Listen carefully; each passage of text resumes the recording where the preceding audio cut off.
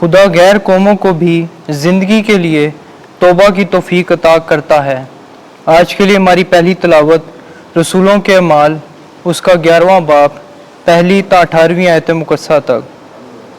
उन दिनों में रसूलों और भाइयों ने जो यहूदिया में थे सुना कि गैर कौमों ने भी खुदा का कलाम कबूल किया, और जब पतरस यरूशलेम में आया तो अहले खतान उससे ये कहकर इतराज करने लगे कि तू क्यों अहले कल्फ के पास गया और उनके साथ खाना खाया।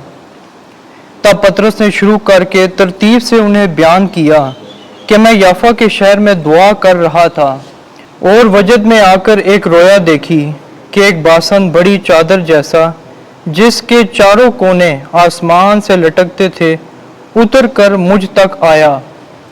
उस पर मैंने गौर से नज़र की तो ज़मीन के चौपाए और वहशी जानवर और कीड़े मकोड़े और हवा के परिंदे देखे, और मैंने एक आवाज़ भी सुनी जो मुझसे कहती थी, ऐ पतरस उठ, ज़बह कर और खा। मगर मैंने कहा, ऐ खुदावंद हरगिज़ नहीं, क्योंकि कभी कोई हराम या नापाक चीज़ मेरे मुंह में नहीं गई। तब दूसरी बार आसमान से मुझे आवाज़ आई कि जिसे खुदा ने हलाल ठहराया तू उसे हराम मत कह।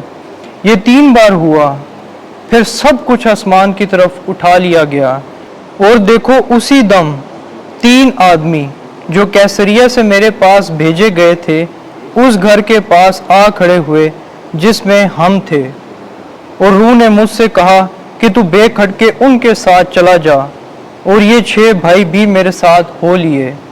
और हम उस शख्स के घर में दाखिल हुए, और उसने हमसे बयान किया कि किस तरह उसने एक फरिश्ते को अपने घर में खड़े देखा, जिसने उससे कहा कि याफा में आदमी भेज और शमौन को जो पतरस कहलाता है बुलवा।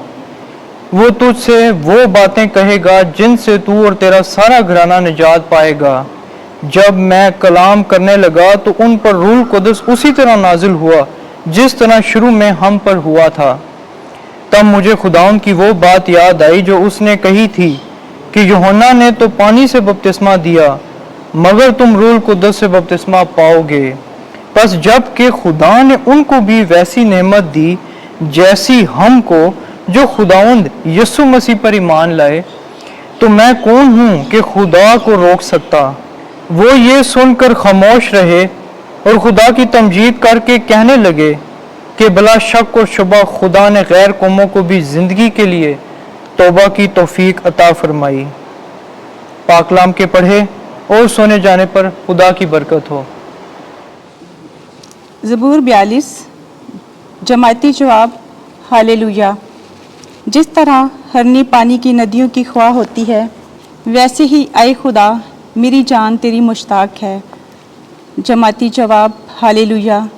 मेरी रूह खुदा की, जिंदा खुदा की प्यासी है।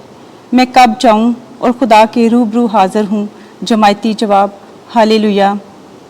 अपना नूर और अपनी सच्चाई जाहिर कर, वो मेरी रहबरी करें, वो मुझे तेरे कोहे मुकद्दस और तेरे खैमों तक पहुँचा दें। जमाती जवाब हालेलुया। मैं खुदा की कुर्बानगाह के पास जाऊंगा, हाँ खुदा के पास जो मेरी खुशी और मेरी शादमानी है, और मैं पर्वत बचाते हुए तेरी हमद करूंगा। ऐ खुदा, ऐ मेरे खुदा। जमाती जवाब हालेलुया। खुदाबंद आपके साथ हो। इंजील मुकद्दस यूहन्ना के मुताबिक ऐ खुदाबंद तेरी तमजीद हो।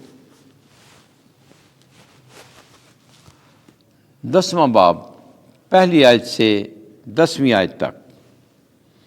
मैं भेड़ खाने का दरवाज़ा हूँ। उस वक्त यीशु ने यहूदियों को कहा, मैं तुमसे सच सच कहता हूँ कि जो कोई दरवाजे से भेड़ खाने में दाखिल नहीं होता बल्कि और तरफ से चढ़ जाता है, वो चोर और बटमार है। लेकिन वो जो दरवाजे से दाखिल होता है वो भेड़ों का चरवाहा है। उसके लिए दरबान दरवाज़ा खोलता है और भेड़ें उसकी आवाज़ सुनती हैं, और वो अपनी भेड़ों को नाम बनाम बुलाता है और उन्हें باہر لے جاتا ہے، اور جب وہ اپنی سب بھیڑوں کو باہر نکال چکا ہو تو ان کے آگے آگے چلتا ہے، اور بھیڑیں اس کے پیچھے پیچھے ہو لیتی ہیں، کیونکہ وہ اس کی آواز پہچانتی ہیں، مگر وہ بیگانے کے پیچھے نہیں جاتی بلکہ اس سے بھاگتی ہیں، اس لیے کہ بیگانوں کی آواز نہیں پہچانتی۔ یسوع نے یہ تمثیل ان سے کہی، لیکن وہ نہ سمجھے کہ ہم سے کیا باتیں کر رہا ہے۔ یسوع نے ان سے پھر کہا، میں تم سے سچ سچ کہتا ہوں کہ بھیڑ خانے کا دروازہ میں ہوں۔ جتنے مجھ سے پہلے آئے ہیں وہ چور اور بٹ مار ہیں، مگر بھیڑوں نے ان کی نہ سنی۔ دروازہ میں ہوں، اگر کوئی مجھ سے داخل ہو تو نجات پائے گا اور اندر باہر آیا جایا کرے گا اور چراگاہ پائے گا۔ چور نہیں آتا مگر چرانے اور قتل کرنے اور ہلاک کرنے کو، میں اس لیے آیا ہوں کہ وہ زندگی پائیں بلکہ کثرت سے پائیں۔ انجیل مقدس کے وسیلے سے ہمارے گناہ معاف کیے جائیں۔ اے مسیح، تیری ستائش ہو۔